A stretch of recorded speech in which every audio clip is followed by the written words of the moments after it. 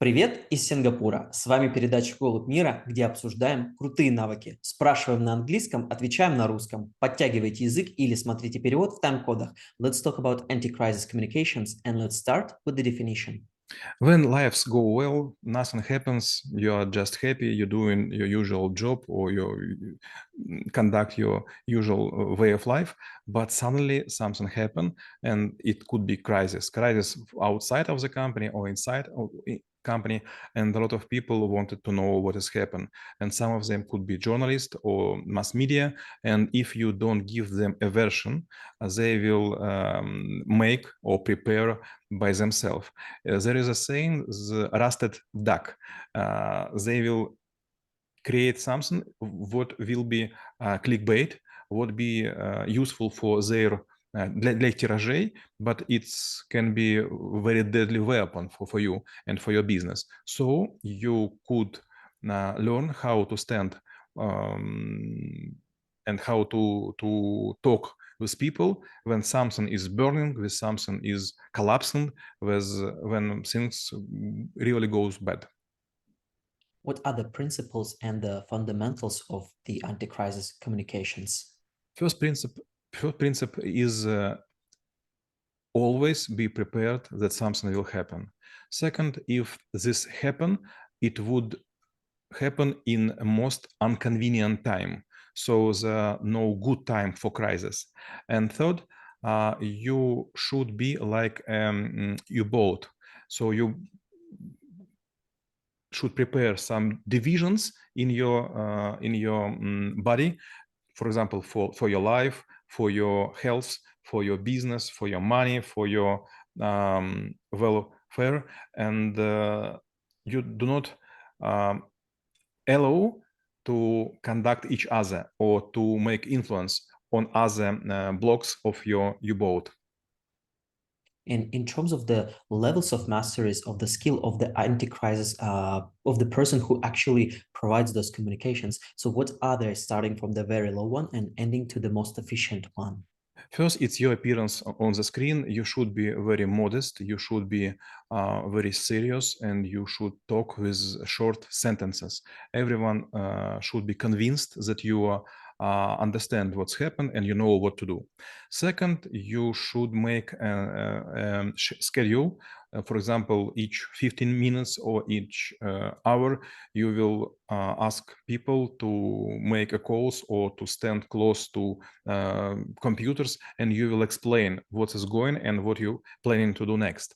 And last one, you should be able ask for a help for firefighters, for some climbers, or for some alpinists, or some environment cleaners.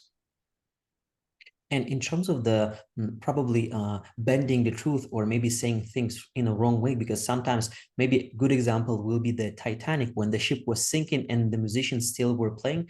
Obviously, they were wanted to show the loyalty, but I guess it's also might be applied to the anti-crisis communication. Does it make sense to sugarcoat or like say nice things when the bad stuff happens? No, it's the worst thing you could do. For example, Titanic, it's a real good example. Close to Titanic, there were two vessels, and the closest one didn't come to help because they were listening to the fireworks, to the musician, and they were thinking that it just some kind of развлечений, entertainments. Entertainment. Yes, and if they will believe what's happened and that is real catastrophe, maybe they will come and maybe twice more people were saved. Also, when you're thinking about crisis, you should think about it before it happened. You could understand risks and you could calculate them. For example, if you have something poison, if you have something very dangerous to the environment, you should periodically ask some qualified people to check, is everything correct?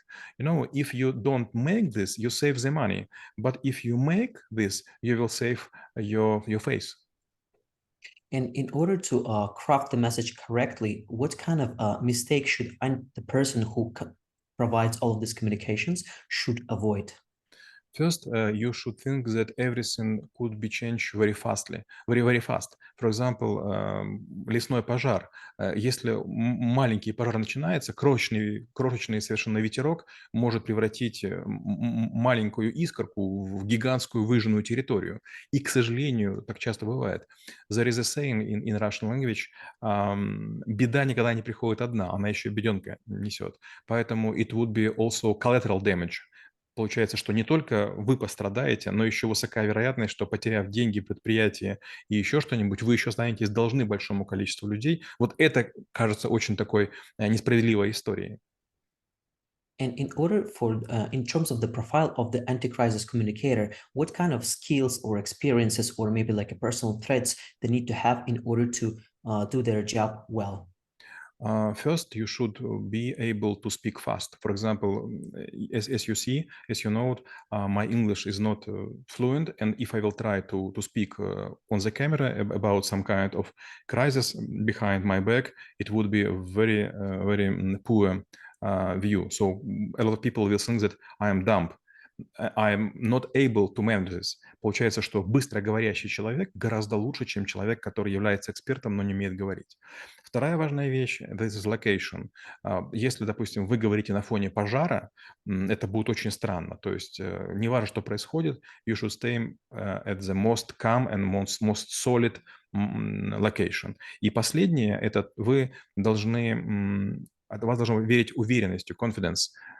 Потому что если вы сомневаетесь, если вы в прямом эфире раздумываете, если вы отвечаете как-то очень так неконкретно, то вам могут не поверить. And whether anti-crisis communication is applicable in the personal life and what are the specifics here? Yes, for sure, it could be. For example, you have relations and suddenly everything goes wrong. And the reasons also could be that you are not notice, yes? Notice. You are not notice that it is going worse and worse. Получается, что нужно иметь некие такие, знаете, такую чувствительность, да?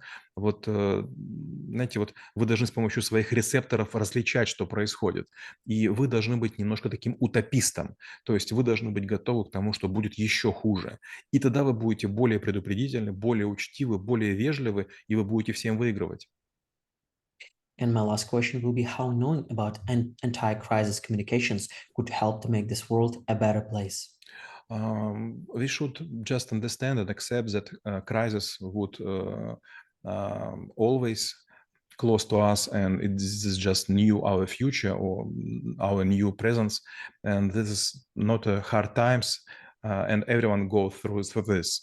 Да, конечно, бывают аварии, да, бывают смерти, да, бывают разрушения, да, бывают другие виды неприятностей, но ничего страшного. На то мы взрослые люди, чтобы кое-что предусмотреть, от чего-то застраховаться, а к чему-то активно противодействовать.